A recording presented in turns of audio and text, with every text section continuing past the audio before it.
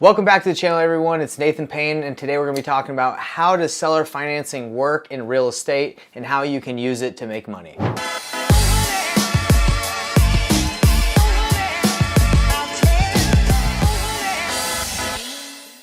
By the end of this video, you're going to know exactly what the heck is seller financing and how you can use it. By the end of this video, you're going to understand enough how to explain seller financing that you're going to be able to explain to a child. How you can use seller financing to do more deals as a real estate investor, why sellers would be open to doing seller financing, how to make sure you're doing seller financing the right way. So what exactly is seller financing? Well, I'm gonna explain to you guys if you understand the traditional way of financing. When you want to buy a home, what do? Well, you usually go to a bank. Most people don't have cash. Cash is whether you can just buy it straight up. If a house is for sale for $100,000, you take $100,000 and you buy it if you have that amount of money. Most people don't have that kind of money, so they go to the bank. The bank enables them to buy the property where they bring a certain amount of money down, and then they pay the bank over 30 years or 15 years, whatever the mortgage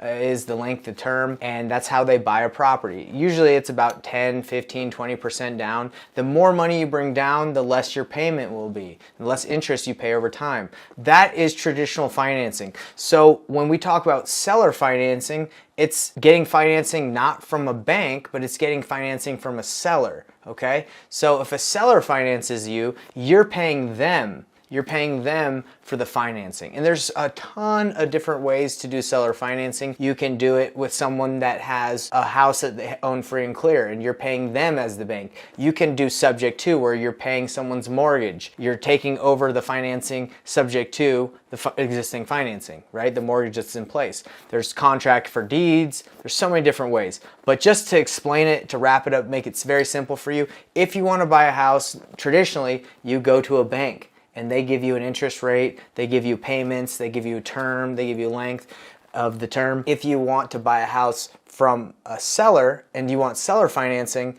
well, they are your bank. They're who you're making the payments to. That's the only difference. Bank, traditional financing, seller financing, you're getting financing from the seller. So why the heck should you get seller financing if you can? Well, guys, it's a great strategy right now, especially with how the market has shifted and how interest rates are like 7-8%, especially if you're buying from banks and they give you investment property interest rates, which are higher than if you're going to live in the home and get a personal residence. They obviously, your interest rates are gonna be more because you're not living in the property. It's not a personal residence. But why is it beneficial? Well, think of all the people over the last 13 years that have low interest rates at like 2.5, 3%.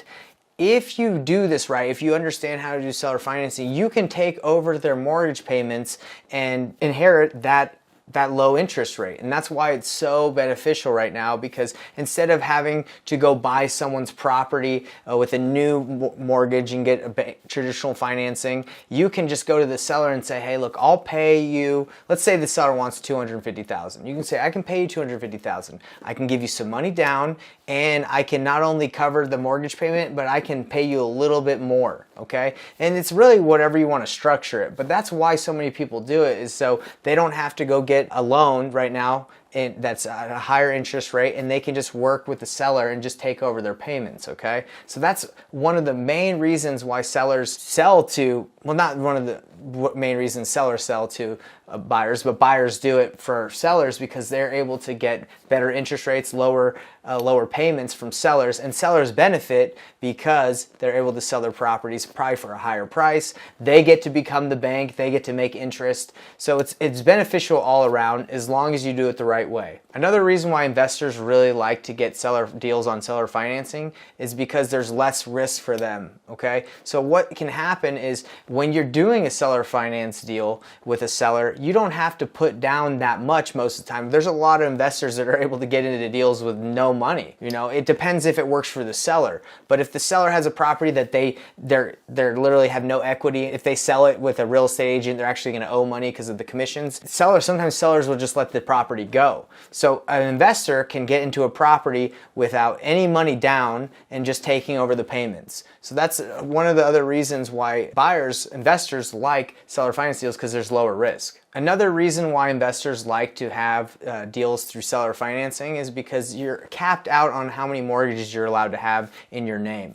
So when you do deals through seller financing or working with sellers, there's no cap. You can do as many deals as you want. There's nothing to stop you from doing thousands or hundreds. It's whatever. It's really however many you can negotiate. But you are capped on how many mortgages you're allowed to have in your name. So that's one of the other reasons why investors love it working with sellers. So you're probably wondering, okay, this sounds great for investors, but why would sellers be open to doing seller financing? Well, there's tons of different reasons, okay? So number one is sellers get more money. I mean, if you sell a property to someone and it's worth $250, if you sell it to them on terms or with financing, you can ask for more money. You can usually ask for about 20% more money because you're willing to finance them.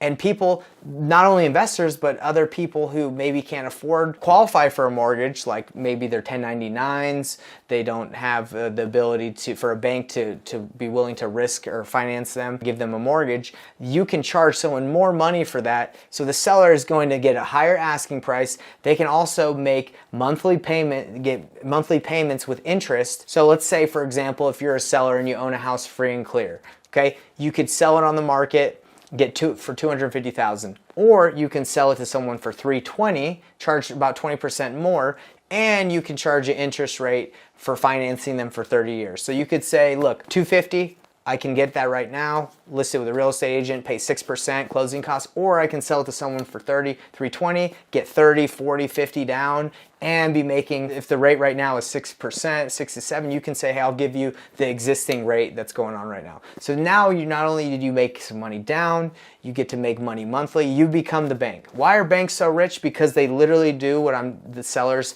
that do seller financing do. And if the person stops making the payment, what can the seller do? Well, they can foreclose, just like a bank can. So selling a property on terms, it is a good idea and it helps the seller make more money. So that's why a seller would want to do it. They want to make more money. Another reason why sellers would want to do seller financing is because they have low equity. So let's say, for example, over the last 2 years, you bought your property for $280. And let's say right now, because the market shifted, the house is worth $280. And you try to sell it on the market with a real estate agent, you have to pay them a commission, whether that's, you use one of these low commission types that are like 1-2%, or you use the traditional percentage, which is 6%. If you bought it at $280 and you can only sell it at $280, then if you got to subtract the closing costs, you got to subtract the commissions from the agent, you're losing money on a deal. So what can you do? Well, if you sell it to someone on terms, what you can do is say, hey, I will let you take over this mortgage payment, and because I have no equity in it, and maybe cut me in 5 years, 10 years, pay me out a little bit more, and that way they don't have to lose money right now. That's why sellers do it. On top of they can make more money, if they're in a sticky situation, it can help them out. Before I move on to the next point, I want to give you guys something that really means a lot to me. I spent a lot of time making it, and I want to give it to you because I know it'll help you out, especially as we're talking about seller financing. You're going to need to have all the paperwork. You're going to need to know how to structure all this stuff. And what I do is I've compiled all the paperwork for creative financing deals, lease options, subject to. I've compiled it all in my painless wholesaling mind map that you can get for free. If you want this type of paperwork, or at least to understand the process of how to do this, check out my mind map. It's, like I said, it's literally free. I'm giving it to you so you can go out and get deals and pivot the right way in this market change. So you're probably wondering, okay, great. Now that I know what seller financing and traditional financing is, you use a bank for traditional, you use a seller for seller financing, you're probably wondering, how do I do it the right way? How do I make sure I don't freaking screw up and do a deal and get myself into trouble? Well, first thing you got to do, and what I love doing, is you got to get a mentor. Guys, I've gotten mentors all throughout my journey in this industry. I mean, the first thing I did is I got a mentor after I tried to figure this out myself. Actually, not the first thing. I tried to figure it out myself, struggled, so I got a mentor. And these mentors can help you out a ton. That's what I would recommend. If you want to make sure you're doing this the right way, get around people that are doing it, get a mentor, ask them questions, and make sure you're working with someone that knows how to do this. I mean, you don't want to get a mentor that's never done a seller finance deal and then points you in the wrong direction. So that's what you need to do. Make sure you're doing it the right way. Get a mentor, get around people that have done seller financing deals. That's how you get ready and prepared to do this the right way. Another way to make sure you're doing the paperwork and getting all the information, the contract set up the right way, is you need to have an awesome title company. You need to be working with a title company that once you get all the paperwork written up, you can send it to them, they can look it over, make sure it's all written the right way. That's how I do a lot of my deals, is I write it out in an addendum or a contract, and then I send it to the title company, they review it, they make sure it all is good, and then we do the deal. Don't try and do these deals without a title company, in my opinion, that is very experienced, because you could mess up, and I'm not trying to have you guys mess up as you're doing seller finance deals. So that's another way to make sure you're doing seller finance deals the right way, is get a title company that's done it before, so you can make sure you're safe and you're protecting the seller. I have a free gift for you guys. I already mentioned it earlier in this video, but you need to check out the mind map, because it's going to tell you exactly how to do this process of seller financing. Check it out.